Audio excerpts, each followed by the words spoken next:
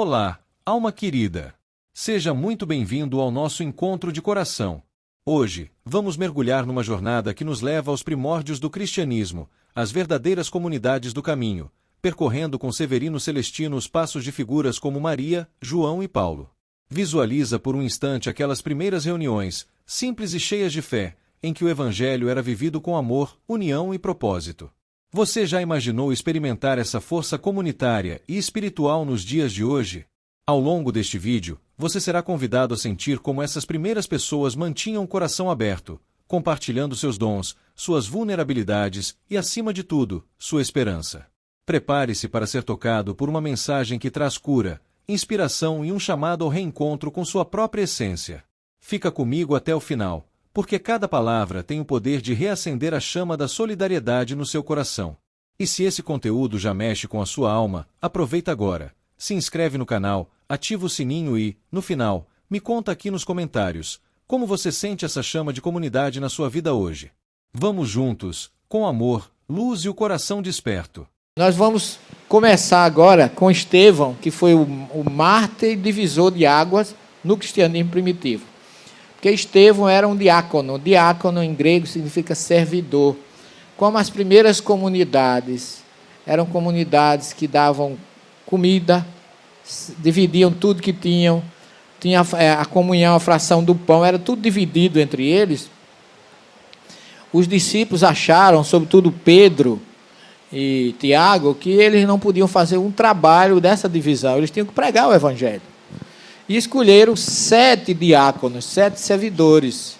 Entre eles, 2 se sobressaíram, que foi Filipe e Estevão. E Estevão era um grande médium, e ele realmente, diz o livro de Atos, que ninguém resistia à sabedoria do Espírito que animava Estevão. Quer dizer, Estevão falava mediunizado. A entidade incorporava nele, e por conta disso é que ele foi morto e apedrejado. Mas isso se viu como um divisor de águas, né? Porque Estevão pregava aqui no templo, onde hoje é essa cúpula dourada, e arrastaram Estevão até o canto do muro aqui do lado de fora, onde tem a conhecida chamada em Jerusalém a Porta de Estevão, ou Porta dos Leões, ou Porta de Damasco. E aqui nessa porta, eles apedrejaram e mataram. Ele sobreviveu ao apedrejamento, mas terminaram de matá-lo a cacetadas. Ok? E aí, nesse momento, é que aparece, essa é a porta, tem 2 leões aqui, 2 aqui, chamado Porta dos Leões, que foi construída pelo califa Suleiman, agora no ano 638, mas aqui, essa porta, a saída dela dá para a cidade de Damasco. Por isso é chamado também de Porta de Damasco, Porta de Estevão, Porta dos Leões. Aqui você sai, já fica vendo do lado direito todo o Monte das Oliveiras. Então é uma saída, porque toda a porta de Jerusalém dá para uma cidade. Tem a Porta de Jafa, Porta de Damasco, cada cidade, a porta dá aquele nome. E foi aqui que Estevão foi apedrejado. Aqui é o nosso grupo, onde eu estou exatamente mostrando a porta, e explicando para eles a importância desse local para o cristianismo. Isso aqui foi um divisor de águas entre o cristianismo judaico-cristão de Tiago e o cristianismo que depois surgiu com Paulo. Ok? Saulo assolava a igreja, entrando de casa em casa e arrastando homens e mulheres, entregava-os à prisão. Entretanto, os que haviam sido dispersos e de lugar em lugar anunciando a palavra da boa nova. Quer dizer, a partir dali o cristianismo começou a fugir das perseguições. Nessa época que João leva Maria para Éfeso. Mas isso aí é outra história, que dá outro seminário que eu faço sobre João, Maria e as igrejas e as comunidades da Ásia Menor. Mas é outra, não dá para fazer num seminário só. E aí, a partir dessa dispersão, aqueles que haviam sido dispersos desde a tribulação, que sobrevieram por causa de Estevão, depois que Estevão foi apedrejado, espalharam-se até a Fenícia, Chipre, que é a ilha onde morava Barnabé, perto de Antioquia, no mar Mediterrâneo, e Antioquia. não anunciando a ninguém a palavra, senão somente aos judeus. Ainda era uma doutrina judaico-cristã, tá certo? Que até aí não existia nome de cristãos. E aí vem a conversão de Saulo, que é marcada por um grande fenômeno mediúnico. Saulo ia com o seu grupo para Damasco para prender os cristãos não, os seguidores de Jesus. E aí no caminho, está lá narrado em Atos 9, 1 a 9, no caminho ele passa por um fenômeno muito forte. Dizem que ele caiu do cavalo, outros dizem que ele não caiu do cavalo, ele ia a pé mesmo, porque o Atos não fala em cavalo, fala que ele ia às portas de Damasco. E aí vem o grande fenômeno, um fenômeno mediúnico chamado pneumatofonia, que é voz direta. Quando ele caiu, vem uma luz, um efeito físico, uma luz muito forte, que ele fica cego, e aí ele escuta a voz. Voz direta, burra de Balaão, também é voz direta. Moisés ouvia a voz direta. A sarça ardente é voz direta. Quer dizer, a Bíblia está cheia, inclusive esse. E a voz de Saulo, quando escuta a voz, Saulo, Saulo, por que me persegues? Ele pergunta, quem és tu, Senhor?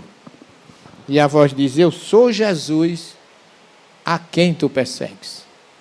E aí, meus irmãos, eu acho que essa resposta de Jesus mudou a ortodoxia, o farisaísmo, a imponência do Saulo. Por isso que quando a gente se decepciona, ou a gente vai fazer uma coisa que não dá certo, quando a gente está muito certo de uma verdade, que descobre que não era a nossa verdade, a gente costuma dizer, cair do cavalo. Não é? Que é uma simbologia ao que aconteceu com Saulo. E aí a pergunta de Saulo é fantástica.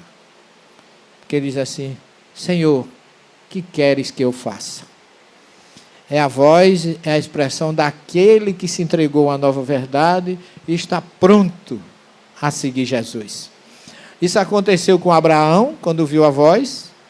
Isso aconteceu com Moisés, quando viu a voz na sarça ardente.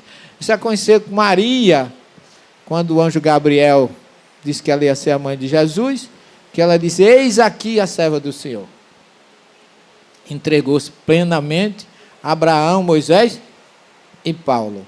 E nós cristãos deveríamos lembrar sempre dessa frase de Saulo. Por quê? Porque a maioria das pessoas acham que Jesus é guarda-costa.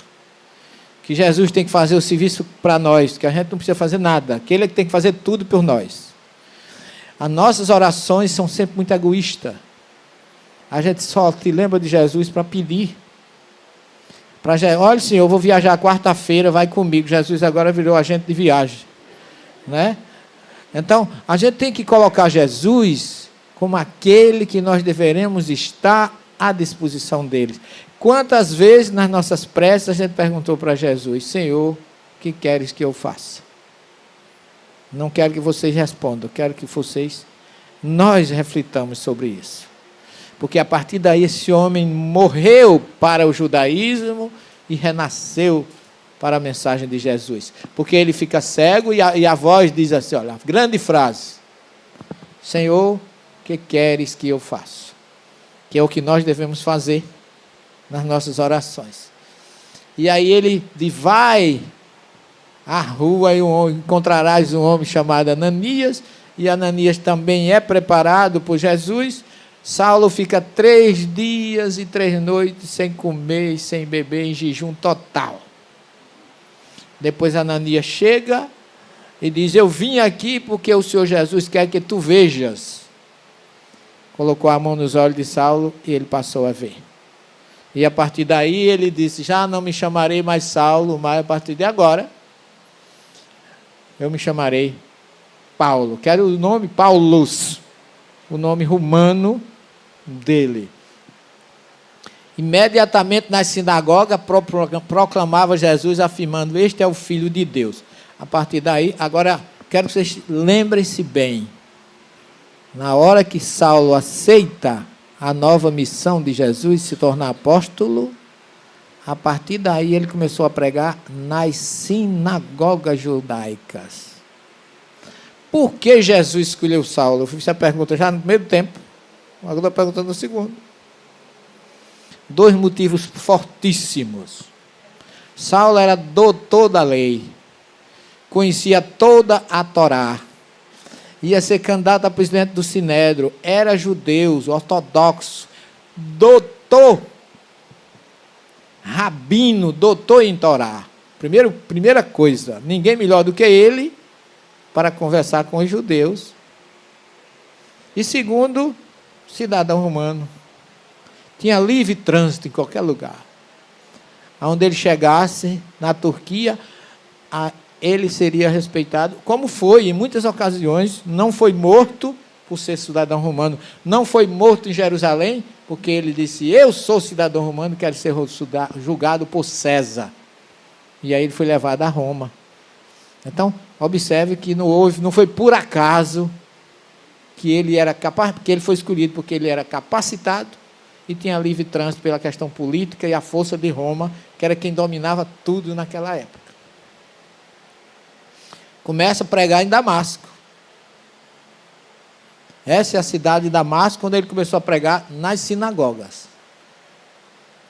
E depois vem a questão. Saulo, convertido agora, mas ele era um perseguidor. Os apóstolos não sabiam que ele era agora um convertido. Como é que Saulo ia chegar entre os discípulos que fugiam, tinham pavor? Inclusive, Emmanuel narra isso com muita propriedade, né? Quando ele chega lá para visitar os discípulos na casa do caminho, que me perguntaram onde fica a casa do caminho. Eu procurei em Jerusalém por tudo que é lugar e não achei, viu, companheiro? Creio que tenha sido ali nas proximidades do cenáculo, que é onde fica hoje o Monte Sião, mas não tem nenhum registro, que Jerusalém sempre se conservou, e aí dizem que eram pavilhões e etc. Aí a gente não tem assim um lugar certo. Mas um grande cipriota, chamado Barnabé, já conhecia o cristianismo, já estava apaixonado, tinha livre acesso, tinha vendido tudo que tinha e dado para os cristãos não, os seguidores do caminho.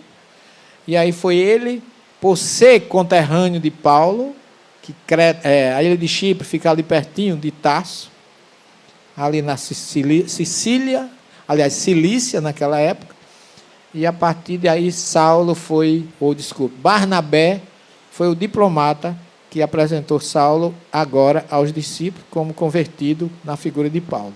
E aí os discípulos: precisamos de alguém. Saulo foi para o deserto, ficou 1 ano no deserto. Quando ele volta, aí tem um fenômeno mediúnico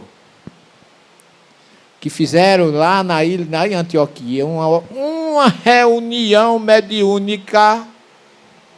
Não fala lá, ninguém presta atenção. E aí diz que o Espírito Santo escolheu Saulo para ser o levador da nova mensagem. Antioquia era uma cidade com quase 500 mil de habitantes, tinha judeu, tinha grego, tinha escravo e tinha pagão. E Saulo foi escolhido. Não foi escolhido por eleição, não, pessoal. Foi o Espírito, um Espírito superior que escolheu, que os católicos, os cristãos chamam Espírito Santo. Nós sabemos que não existe Espírito Santo como terceira pessoa. Existe, Deus é único. Tá certo? Isso é uma coisa que ainda hoje os próprios judeus discutem isso, porque o Deuteronômio 6,4 diz lá: Shema Israel, ouve Israel, Adonai Eloheinu, o Senhor é nosso Deus, e Adonai Echad, Deus é único. Então, se Deus é único, não tem trindade. Trindade é uma coisa criada muito depois, tá certo? Então, em Antioquia, numa reunião mediúnica, Saulo é apontado como aquele que deveria, Saulo e Barnabé, levar a mensagem por toda a Turquia, ou Turquia atual, naquela época era Anatólia ou Ásia Menor. E pasme, meus senhores, que Paulo andou 12 mil quilômetros para levar a mensagem de Jesus. A pé, viu, gente? Quando muito pegava um barco para atravessar o mar Egeu. Mas ele foi um herói. Essa é a cidade de Antioquia. Uma cidade grande hoje, naquela época já tinha 500 mil de habitantes. E essa planície é cortada por um rio, o rio Orontes, que Orontes em turco significa teimoso, porque o rio vai rodando, rodando e acaba desembocando no mar. Por isso que é chamada Antioquia da Síria, que fica vizinho à atual Síria, ou Antioquia de Orontes, que é do rio Orontes. Eu estou aqui no sopé do Monte Silpios, aonde os cristãos porque vocês estão vendo de lá para cá. Esse é o rio Orontes, dentro da atual Antioquia, que deu nome a... Não sou Roberto Carlos, mas esse cara sou eu. Vamos para frente. E aqui no Monte Silpios ficava uma gruta cavada na pedra, uma gruta pagã. E era aí dentro dessa gruta, que é considerada a primeira igreja cristã em Antioquia, eles se reuniam. E hoje eu chego lá, às vezes assim, os guias dizem assim, foi aqui que Pedro celebrou a primeira missa. Não dá vontade de sorrir. Pedro nunca celebrou missa, não existia missa naquela época. Mas as pessoas que não conhecem a história como realmente aconteceu, acreditam, foi aqui que Pedro celebrou a primeira. Tem altar, tem tudo. Que é essa gruta aqui, olha. Isso aqui é uma estátua de Pedro, isso é um altar escrito Alfa e Ômega, e aqui a gente está mostrando para o grupo. Essa gruta hoje está em reforma. Eu já fui lá 2 vezes, ela ainda não foi reaberta. Esse ano passado, eu estive em novembro. Ela ainda não tinha sido aberta, mas já soube que já está praticamente pronta. Porque aqui você vê, essa gruta tem 13 metros de profundidade, 9 de altura e 6 de largura. Aqui ficava um batistério, junto a essa senhora, onde eles batizavam pessoas, e aqui, do lado, na montanha, ficava um túnel, que saía no meio da montanha. Qualquer coisa, eles fugiam por aí. Então, a primeira reunião era uma reunião em grutas. Por isso que eu digo, tem um capítulo no livro ali, Grutas, Catacumbas e Cidades Subterrâneas. Nós mostramos isso.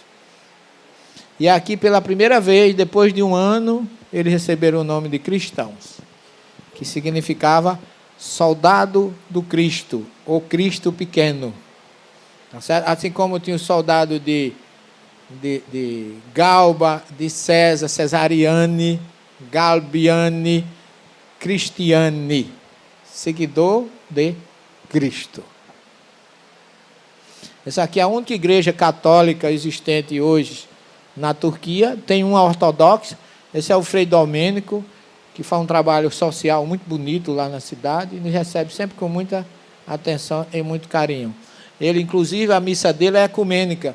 Dentro da igreja dele tem suras do Alcorão escrito na parede. Ele celebra para católico, muçulmano, ortodoxo, fala turco, e a missa dele é uma das mais frequentadas de Antioquia. E a gente vai falar um pouquinho sobre as viagens de Paulo, porque Paulo saiu, todas as 3 viagens dele foram realizadas saindo de Antioquia. E todas elas foram repletas de fenômenos mediúnicos. Todas as 3 viagens. Nós vamos citar alguns, né, por questão do tempo. Aqui, ó, sempre saindo de Antioquia. A primeira viagem está aqui, ó, essa pontilhadazinha. A segunda, que é essa daqui maior, ó, e a terceira em azul. Rodou 12 mil quilômetros. Sempre começando na Antioquia. Essa é a cadeia do Monte Taurus, considerada porta da Cilícia, onde Paulo viajou muitas vezes. Muitas vezes ele realizou viagens intensas aí. Eu já estive aí em várias ocasiões, inclusive, numa época que eu fui, a primeira viagem, eu cortei essas cadeias de montanha de ônibus, é lógico, né? Paulo era a pé. E aqui existia, olha as montanhas. Paulo tinha uma garra para viajar. Um calor, tem época que é de matar. Quente. Aqui fica devendo ainda a temperatura de lá. E a famosa porta da Cilícia, por onde eles saíam, hoje está asfaltada, mas naquela época era uma estrada carroçável, e aqui ficava muito estreito, e os assaltantes, que naquela época já tinham, muitas vezes se aproveitaram e assaltaram Paulo. Ele dormia em caverna, andava a pé, era assaltado, foi apedrejado, foi açoitado, nunca desistiu. Hoje eu me lembro, muita gente acha que Jesus tem que ser servir a ele. Tem que ser até fonte de renda para ele. Quando Paulo viveu toda a sua existência, anonimamente, levando a sua mensagem, com denodo, com garra, sem exigir nada em troca. Nenhuma vez reclamou. Sempre dizia, o meu Senhor nunca deixou de estar comigo. Isso é que se chama perseverança e fé. Nós somos muito fracos, a gente quer que Jesus carregue a gente nos braços, quando nós não damos aquilo realmente que temos condição de dar para Ele. Aqui é onde ele começou a pregar, na sinagoga, só que, na primeira viagem, Paulo começou a pregar o procônsul Sérgio Paulo, na ilha lá em Perges. Quando ele começa a pregar, o procônsul romano começa a se entusiasmar, e tinha um mago, Elimas, começa a perturbar, dizer que o procônsul não aceitasse a mensagem de Paulo. Paulo olha para ele e diz assim, já que tu estás interrompendo a mensagem de Jesus, fica cego. E o cara ficou cego na hora. E diz que o procônsul aceitou imediatamente a mensagem de Paulo. Quem não aceitaria, né? Depois dessa ligeira persuasão, né, que ele teve com... Então era realmente uma figura que tinha uma mediunidade incrível, né? Diz que ele, lá em Atos 14:11, ele curou um coxo de nascença na ilha de Listra, lá na cidade de Listra. Então, aonde ele chegava, ele era muito forte. Paulo tinha muita força. Nunca reclamou de nada. Foi apedrejado, Icônio, foi dado como morto, jogado fora. Na segunda viagem, ele encontra um explorador de uma senhora obsediada, de uma moça obsediada, que explorava ela. E Paulo ordenou ao Espírito que fosse embora. E o Espírito foi. E ele dizia, eu conheço Paulo e o Deus de Paulo, e vocês quem são? Quer dizer, havia uma força muito grande em torno de Paulo. Paulo é preso e levado com Silas para a prisão. Quando é de madrugada, ocorre um terremoto, e a prisão cai praticamente, e as correntes se soltam. Daqui a pouco Paulo está solto. O carcereiro ficou tão preocupado, porque Roma era muito exigente dessa coisa, que ele queria se suicidar, achando que os presos tinham surgido. Paulo disse, não faça isso, estamos todos aqui. E ele levou Paulo para a casa dele naquela noite e se batizou e se tornou seguidor de Jesus através de Paulo.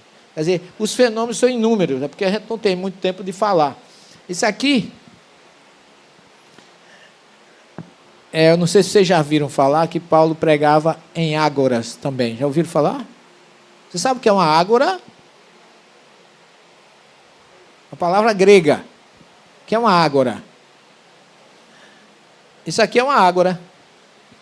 Quando Paulo viu na sinagoga, pregando na sinagoga, que as pessoas não escutavam muito ele, os judeus começaram a zombar dele, ele disse, a partir de hoje, eu não quero mais pregar para judeu, eu vou pregar para os não-judeus.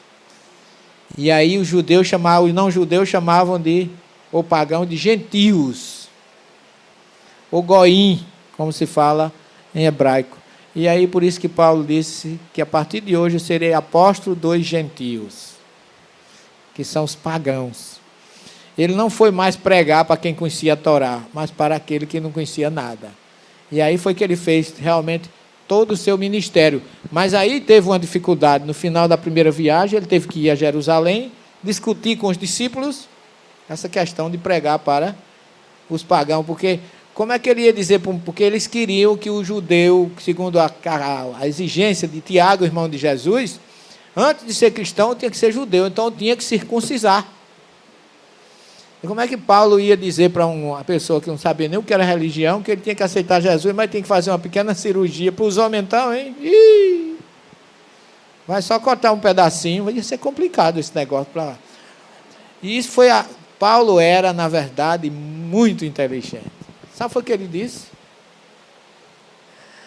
Não, eles vão ser circuncisados, sim, mas em espírito. Cirurgia perespiritual. É para a inteligência de Paulo. Ele tinha cada saída fantástica. E a partir daí ele levou Jesus para todo mundo, porque ele disse que Jesus não era só dos judeus, sem precisar de ritual. Mas o Cristo, em sua autenticidade de amor, de fraternidade, era isso que ele queria pregar, um Jesus amor. É pena que deturparam muito a mensagem de Paulo. E hoje o cristianismo que pregam aí não é o cristianismo nem de Jesus nem de Paulo, lamentavelmente. Má interpretação, mau entendimento dos textos e acabam desvirtuando a essência da mensagem de Jesus. Não estou à altura de condenar ninguém, mas estou à altura de pedir oração por essas pessoas, para que eles despertem. Isso é uma ágora, meus irmãos. Das sinagogas para as ágoras. Ágora é uma palavra grega traduzida como praça. Mas, na verdade, não é uma praça. É mais que uma praça. É um quadrado. Vocês estão vendo isso aqui? São as antigas lojas da Ágora. Isso aqui é a Ágora de Éfeso. Ela tinha uma faixa aqui, outra aqui, era um quadrado. Aqui nós entramos pelo quadrado. A primeira parede, a segunda, a terceira e tem a quarta aqui. Ok? O que é que funcionava na Ágora? Lojas.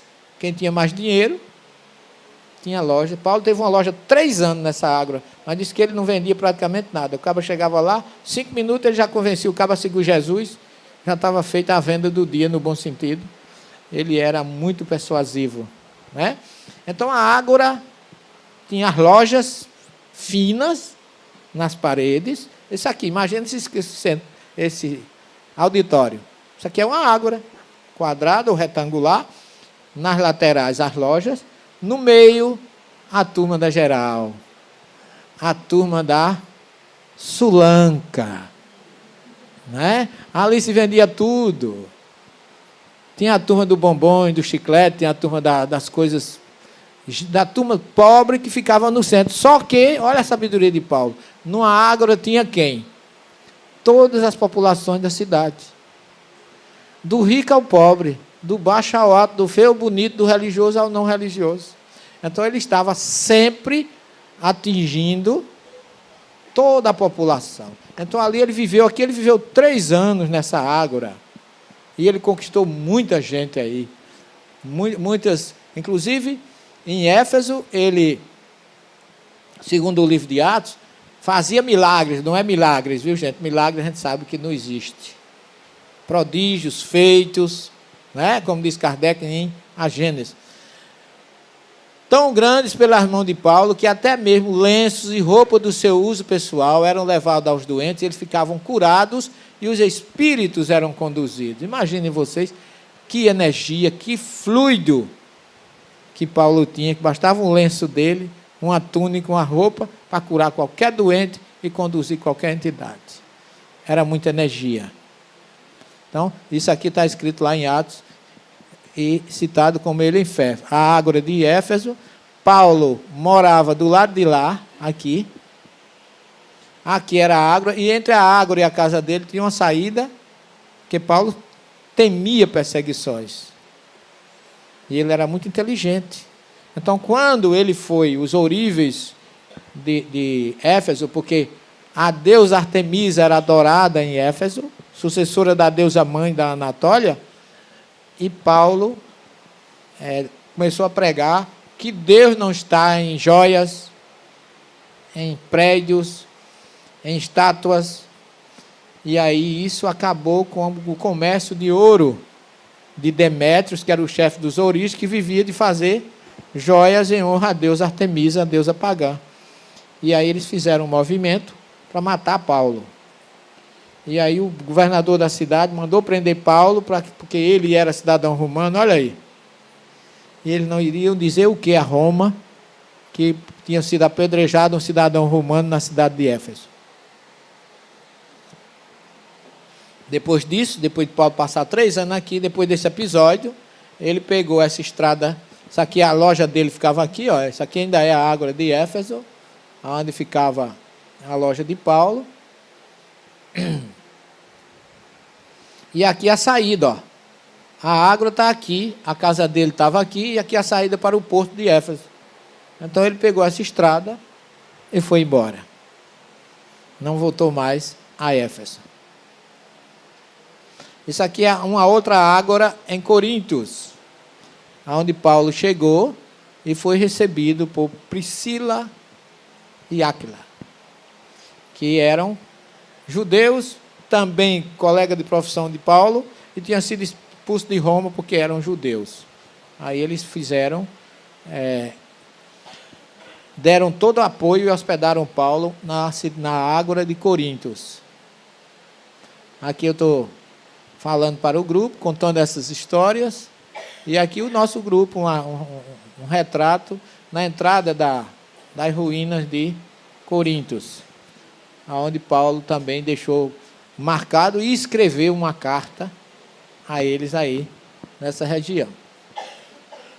Essa é a cidade de Atenas. Diz que Paulo ficou horrorizado em Atenas pela idolatria, pelo politeísmo, e eu também fiquei encantado com a beleza natural. Não fiquei tão horrorizado nem escandalizado. Eu estou em cima de uma rocha que representava naquela época o chamado Areópago, que era um templo a um deus grego, Ares, onde os grandes filósofos da antiguidade se reuniam. E Paulo esteve aí, só que Paulo começou a visitar a Ágora, isso aqui, ó, é a Acrópole, onde está aquele Areópago. Que a Acrópole é uma região fora da cidade e no alto. Toda cidade grega tem uma Acrópole, e essa é a Acrópole de Atenas, a capital da Grécia. E aqui, na Ágora, Paulo ficou horrorizado quando ele começou a encontrar as estátuas, os ídolos, como ele chamava, ídolo de pedra, na Ágora de Atenas. E ele encontrou tanto ídolo que tinha até tanta estátua que tinha uma estátua ao Deus desconhecido. E ele foi chamado para discutir com os epicuristas e estoicistas, que eram duas classes de filósofos, materialistas e, como é que eu diria, aquelas pessoas que vivem o momento. Não acreditavam em ressurreição, não acreditavam em nada, a imortalidade da alma. E Paulo foi chamado para falar para esses homens, imaginem vocês. Agora, olha a inteligência de Paulo. Paulo chegou para eles e disse para eles, aqui no Areópago, eu vim trazer para vocês um Deus que vocês não conhecem. Porque vocês têm estátua a todos os deuses, mas tem lá uma estátua ao Deus desconhecido. E eu vim trazer o Deus desconhecido de Atenas, que chama Jesus o Cristo. É muita inspiração, não é, pessoal? É muita capacidade, intelectualidade, inteligência, perspicácia. Só que ele não foi muito feliz em Atenas, só teve um seguidor, que foi Dionísio, e por conta disso Paulo não escreveu uma linha a Atenas. Vocês conhecem alguma carta de Paulo aos atenienses? Não tem. Porque ele achou que não deveria atirar, eu penso assim, que ele não deveria atirar pérolas aos porcos. Ele preferiu não entrar em detalhes. Isso aqui é a Acrópole, onde ficam os templos. Visitei tudo isso aí, a gente fica... Essa é a pedra, inclusive aqui embaixo do Areópago, tem uma placa registrada hoje em grego, falando da passagem de Paulo aí. Impressionante. No Areópago, Paulo disputara com os adeptos das duas mais ilustres escolas de Atenas, formada pelos estoicistas e epicuristas. O seu discurso perante aquele grupo de pessoas começou com referência ao Deus desconhecido. Está vendo? Passando eu e observando os objetos do vosso culto, encontrei também um altar em que estava escrito ao Deus desconhecido. Esse, pois, que vós honrais sem o conhecer, é o que vos anuncio. Fantástico, né? Ela precisa muita persuasão e conhecimento e sabedoria. Não foi sem motivo que Jesus o escolheu. Em Troade, Paulo realizou também, que é uma região que fica perto de Troia. Está vendo? Alexandria, Troia e Troades. É um porto onde Paulo esteve, daqui passava para o outro lado, para a Grécia, Macedônia, e Paulo aqui, ó, que é o mar Mediterrâneo, você tinha que atravessar, né? E em Troade, conhecida como Istambul, é uma cidade portuária localizada na região oeste da Turquia, é o principal ponto de embarque e desembarque de passageiros entre a Ásia, Turquia e a Macedônia, que é já parte da Europa. Está localizado ao sul do sítio arqueológico da antiga cidade de Troia, foi importante colônia romana, conhecida pelo nome de Alexandria, Troades. Suas ruínas se encontram no centro de uma floresta que ainda são grandes e imponentes. Aqui em Troade, meus irmãos, Paulo 2 vezes passou lá, e foi naquela cidade que, durante a segunda viagem, teve uma visão, uma materialização. Um espírito materializou-se diante de Paulo e faz um convite para que ele fosse à Macedônia. Ele já tentava voltar, quando aquele espírito disse para ele: venha à Macedônia. Alguns teólogos dizem que o convite foi de Lucas. Eu acho que é talvez tentando até, não sei, ou desinformação, ou que tentando esconder esse fenômeno mediúnico tão fantástico, vivido por Paulo, que ele fosse anunciasse as boas novas da salvação na Macedônia. E foi nessa cidade que Paulo, durante a ministração da palavra, ocorre um grave acidente com um jovem de nome Eutico, que cai do 3º andar do cenáculo onde estavam reunidos, porém, pelas mãos de Paulo, é levantado com vida. Ele foi dado como morto. Paulo vai lá e ressuscita o jovem Eutico, que havia caído da janela durante o período que ele estava pregando. Então, observe quantos fenômenos. Ainda em Troade, ele passou muitos anos e deixou a capa e alguns pergaminhos na casa de Carpo. Por que é que eu estou registrando isso? Porque daqui a pouco a gente vai ver Paulo pedindo essa capa de volta. E o porquê desse pedido. Certo? Ele já preso em Roma, na segunda carta a Timóteo, ele menciona e pede a sua capa de volta, que ele estava precisando. Então a gente tem mordido por uma serpente, já levado a Roma, na ilha de Malta, diz que ele não sente nada, e os nativos tiveram ele como um deus, porque a víbora era venenosíssima. E Paulo não sofreu absolutamente nada. E ainda curou o pai de Públio com disenteria que ardia em febre. E em vista disso, ele curou todos os enfermos da ilha, quando ele já vai preso para Roma, que ele naufragou nessa ilha, e ali ele realizou vários prodígios ou fenômenos mediúnicos de cura. E ele foi realmente um exemplo de perseverança. Olha o que ele diz aqui na carta aos Coríntios: 5 vezes recebi dos judeus 39 açoites. Por que ele fala de 39 e não de 40? Porque mandavam, a pena era 40 açoites. A lei dizia 40. Se você tiver misericórdia, dê só 39. Olha que coisa engraçada. Se fosse comigo, depois de 39, você dê 41, para poder eu dou uma de troco ainda para você, vou deixar de dar uma chicotada. Mas ele, coitado, usou até desse direito, né? 3 vezes fui espancado com vara, uma vez fui apedrejado, 3 vezes sofri naufrágio, passei um dia e uma noite exposto à fúria do mar, muitas vezes passei por perigos em viagem, em rio, perigo em assaltante, perigo entre meus próprios compatriotas, perigo entre o gentio, perigo, e até entre falsos irmãos. Qual é o prestígio desse homem? Nenhum. E perseverante, trabalhando, servindo a Jesus ininterruptamente, enquanto vida teve. Observado minhas perseguições e aflições que sofri em Antioquia, Icônio e Listra, quantas perseguições suportei. Contudo, de todas o Senhor me livrou. Então ele tinha Jesus como a sua proteção. O que importava para ele era isso. A última carta dele é essa segunda a Timóteo, que ele escreveu já na prisão em Roma. É lá que ele presta conta. É aí que ele diz, combati o bom combate. É quando ele presta contas de tudo que ele havia construído. E aí, ele é preso em Jerusalém, suspeito de levar um gentio ao templo, que era um crime. Depois, queriam apedrejá-lo, quando ele foi recolhido à fortaleza de Antônia, em Jerusalém, e depois vai para o governador Félix, em Cesareia, onde fica 2 anos preso. Isso aqui é a fortaleza de Antônia, que era vizinho ao templo, e dali ele vai a Cesareia, o único porto artificial do mundo no mar Mediterrâneo. Esse porto, pessoal, era tão importante que os navios vinham de Roma e entravam direto dentro do palácio.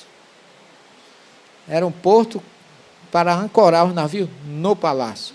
Foi destruído por terremotos, mas foi o porto mais suntuoso que se tem notícia. Aqui passou Pedro, aqui passou Paulo, aqui passavam todos aqueles que iam para Roma, embarcavam aqui e desembarcavam.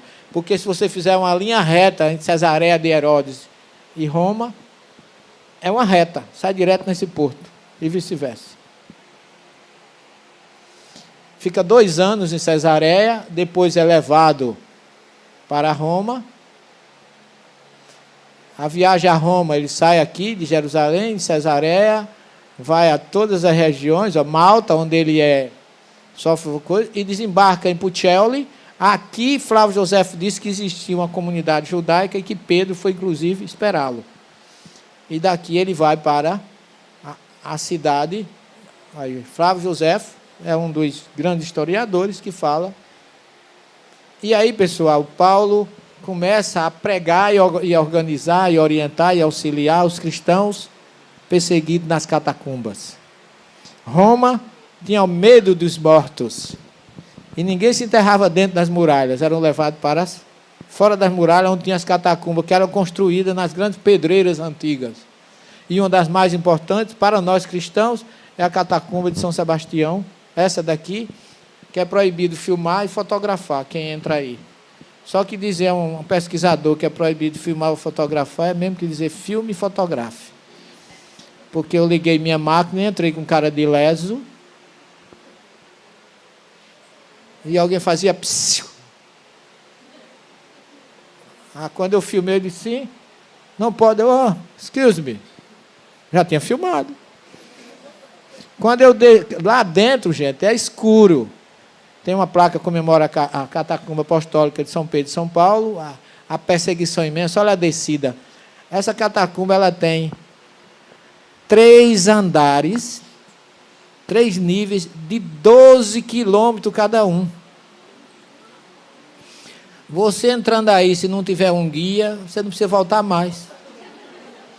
É dali direto ou para o umbral ou para um lugar melhor, mas não volta mais. Tem que ter um guia escuro. E quando eu fui, com essa proibição de filmar, a maioria do grupo ficou do lado de fora, eu entrei com 32 pessoas. A nossa guia mais baixa do que eu, para minha alegria e felicidade, uma espanhola, eu coloquei, ela ia na frente, que tinha que guiar, atrás dela eu botei 16 e eu era o 17º. Então eu filmei tudo que eu quis, eu fotografei tudo que eu quis, que ela não dava para ver lá atrás. Eu com tablet, não tinha flash, então as fotos não são boas, mas você tem uma ideia, olha como é a descida, a escadaria lá para baixo, né? As laterais tem forma de peixe, então é ramo para todos os lados e um eixo central. Aqui eles viviam em oração, Ali dentro nós oramos, ali dentro a gente se emociona, tem símbolo de peixe, tem mostrando a ceia larga, o salão último, onde a gente se encontra, que dá as mãos, faz a prece. São 3 andares de altura, né? Você fica ali, dá as mãos, vive o nosso momento. E depois, com a perseguição de Nero, Paulo é preso. E ele foi levado para essa prisão, que dizem que é de Pedro e Paulo, mas eu tenho a impressão que as minhas pesquisas dão mais só quem esteve aí foi Paulo. Pedro não esteve aí, ficou no outro canto. Mas eles colocam Pedro e Paulo, que estão sempre juntos.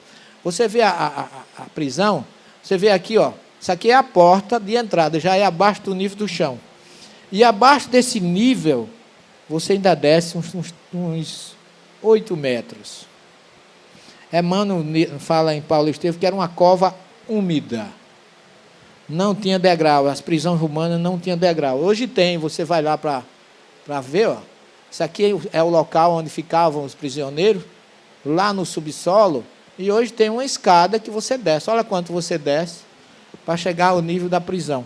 Eles tinham um buraco em cima que eles jogavam o preso, feito um saco de batatas.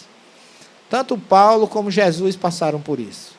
Que a prisão de Jesus lá na igreja do Galo e Canto, lá na casa de Caifás, também é assim.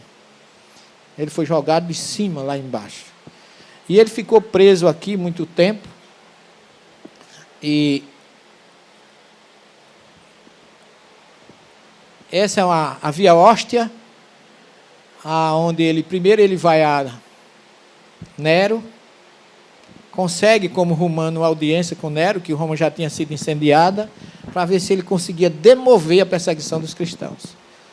Mas o discurso dele foi fantástico. Nero ficou impressionado, porque ele disse que ele tinha, sob a responsabilidade dele, da justiça e do bom senso dele, a vida de muitas vítimas inocentes, que em vez de incendiar em Roma, estava atendendo muitos doentes e pessoas que sofriam nas galérias romanas.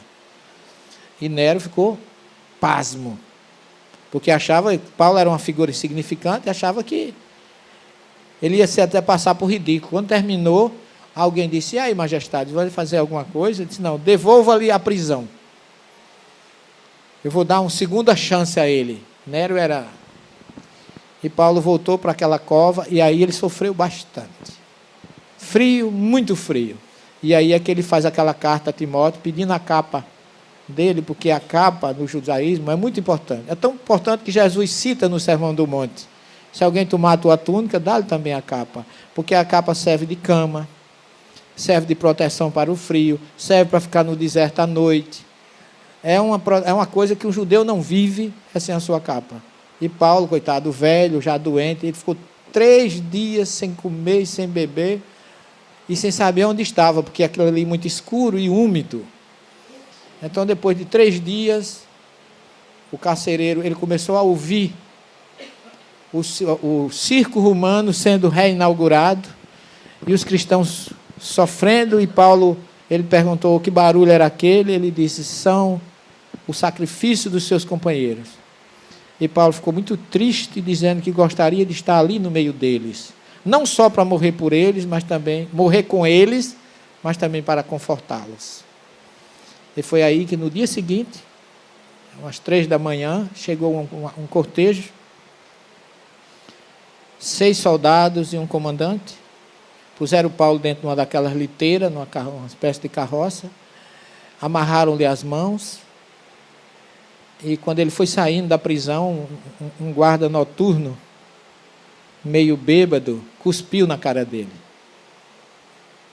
Ele lembrou-se de Jesus, que também lhe cuspiram no rosto. Não reclamou absolutamente nada. Empurraram ele dentro do carro. Ele encontrou Pedro na Via Óstia, deu-lhe um abraço. Pedro foi para ser crucificado de cabeça para baixo, e ele foi levado a esse local, na Via Ápia, lá em Roma. Aí, nesse chão, tem uma corda com o solo onde Paulo caminhou. Porque quando ele desceu da carroça de madrugada, o chefe disse assim: a corte romana, o pretório romano, acaba de lhe condenar à morte. Você vai ser morto. Tigelino e Nero decretam a sua morte. Paulo olhou para ele e disse assim: os seguidores de Jesus não temem a morte. Não temem aqueles que podem lhe tirar a vida, mas não podem lhe tirar a alma. Nós não tememos absolutamente nada. Vocês sim, é que tem que temer. Você, Nero e toda a sua coorte. A força da justiça do Cristo que cairá sobre vocês. Aí ele olhou para Paulo. Ninguém teve coragem de executá-lo. Ele mandou Paulo caminhar 20 metros, 20 passos. E Paulo disse... Aí Paulo olhou, ele estava tremendo. Puxou a espada, mas estava tremendo. Aí Paulo disse... Aí ele olhou para Paulo e disse assim: eu lamento ter que fazer esse trabalho. Paulo disse: não lamente por mim. Lamente por você e pelos seus superiores. Vocês continuarão escravos da maldade, do desamor e da falta de justiça com os que sofrem. Jesus pedirá contas a Nero e a vocês por isso. Aí ele levantou a espada tremendo, ele disse assim: faça o seu trabalho. Aí o comandante, antes que o comandante desse aquela último golpe, passa uma deficiente visual, enxuga o rosto de Paulo, e enxuga o rosto, e na mesma hora ela fica curada da cegueira. E naquele momento o homem, com a espada, decepa a cabeça de Paulo. Um golpe só. A cabeça cai, pula em 3 locais. Cada canto que ela pulou formou uma fonte. Hoje nós temos lá a Igreja das 3 Fontes. Aqui está escrito em italiano: Igreja do Martírio de São Paulo. Esse é o nome, ó. São Paulo Apóstolo, local do martírio, as 3 fontes. Essa é a coluna que fica aqui por trás, aonde ele foi decepada a cabeça dele. Aqui eu aproximei e tirei a fotografia da coluna. E narra Emmanuel que Paulo ficou cego. Naquele momento ele ficou cego. E sentiu as mãos o conduzindo para um local como se fosse uma árvore. Um local distante. E ele é levado para aquele local. E de repente ele escuta uma voz: Paulo, eu cheguei. Ele começa a reconhecer a voz de Ananias, o mesmo que o recebera na estrada de Damasco. Ananias diz: o Cristo me mandou mais uma vez te restituir a visão. Passa-lhe a mão nos olhos, e ele, ainda cansado daquele momento de transição, ele faz uma prece, sente as forças recobrarem, vê Ananias e vê uma luz muito grande chegando, e quando chega também o seu discípulo Gamaliel, aquele que fora o seu mestre em Jerusalém. E eles perguntam a Paulo: qual é o seu último desejo? Paulo diz: eu quero voltar a Jerusalém. Volta. Diz a Emmanuel que eles começam a fazer o caminho inverso. Passam por Coríntios, por Malta, por todas aquelas regiões que Paulo havia comandado. E chegam em cima do Gólgota, onde começam a fazer uma prece, onde Jesus foi crucificado. De repente uma luz muito forte aparece. E eles podem divisar a chegada de 3 espíritos: Estevão, Abigail e Jesus. Quando Paulo os vê, tenta abraçá-lo, mas tem receio pelo que havia feito. Mas Jesus lhe consente com o sinal de positivo, e eles se abraçam. E Jesus diz: a reconciliação entre o perseguidor e o perseguido está reconquistada. E diz Emmanuel que eles começaram a subir, já começava a noite, e a cidade de Jerusalém ficava mais abaixo, e eles foram para a espiritualidade. Então, meus irmãos, aqui do lado de fora de Roma, porque em Roma não não podia se enterrar ninguém, foi enterrado Paulo de Tarso. Chama Igreja Fora da Muralha. Pedro, por causa do Vaticano, voltou como Papa, e hoje a igreja dele fica dentro do Vaticano. Mas a de Paulo ainda fica fora de Roma. E deixa para nós um exemplo de perseverança, de uma mediunidade com amor, com desprendimento e sem medir esforço para que Jesus seja assistido e iluminado. E nós recebemos, na verdade, de Jesus e de Kardec, todas essas revelações para que possamos refletir e procurar cada vez mais, com base na nossa doutrina, nos aproximarmos deles. Que Ele possa abençoar todos vocês. Obrigado pelo carinho, pela presença e até uma próxima oportunidade, se Deus assim o permitir. Muito obrigado a todos. Essa reflexão sobre as comunidades do caminho pode até ter parecido uma viagem ao passado, mas, na verdade, é um chamado para o presente. Quando a gente compreende que aqueles primeiros cristãos não apenas ouviam, mas viviam o Evangelho em comunhão, com fraternidade e coragem, nasce em nós o desejo de fazer o mesmo em tempos tão diferentes. E a frase que ecoa no final dessa jornada é simples, mas profunda. Onde estiverem 2 ou mais reunidos em meu nome, ali estarei. Você não está sozinho. A espiritualidade caminha contigo e te inspira a criar, ao seu redor, essa mesma rede de amor, fé e acolhimento.